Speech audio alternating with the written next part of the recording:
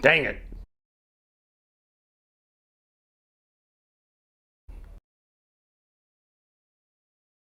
One more thing prior to affixing the sandwich plate to the block, we need to remember that the front cover here and block joint has a gasket in between it, and it should be sticking up here a little bit. It should be a little longer than necessary. So what you want to do is take a utility knife or an X-Acto knife blade and just plane it off flush with the surface.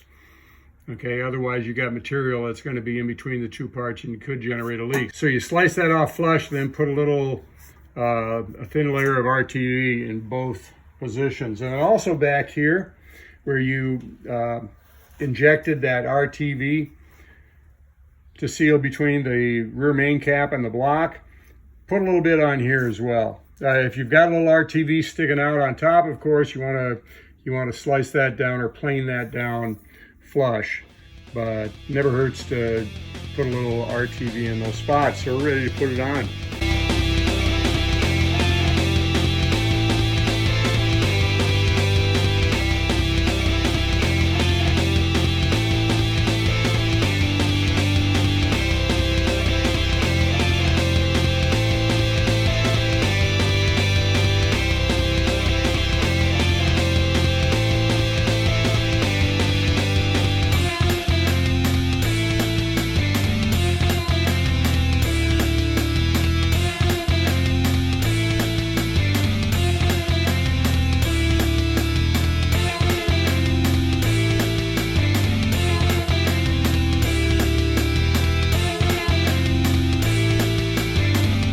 Now would be a great time to install the timing index as well, being that we've got the crankshaft lock, the top dead center, and the oil pan on.